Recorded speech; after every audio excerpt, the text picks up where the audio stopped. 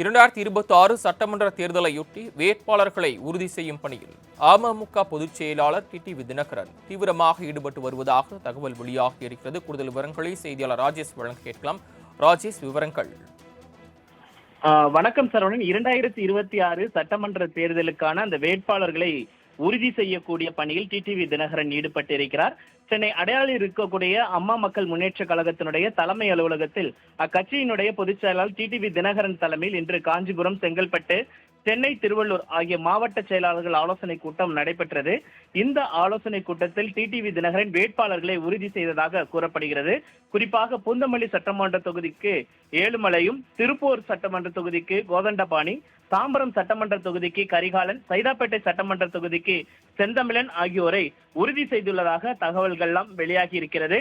மேலும் இந்த தொகுதிகள் அம்மா மக்கள் முன்னேற்ற கழகம்தான் களமிறங்கும்.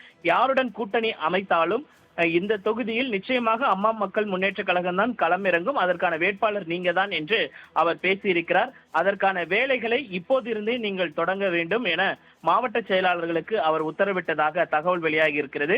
இதற்கு முன்பாக சோளிங்கர் தொகுதியில் பார்த்திபனும், அதே போல பாபநாசம் தொகுதியில் ரங்கசாமி உள்ளிட்டோரும் உறுதி செய்யப்பட்டிருப்பது குறிப்பிடத்தக்கது.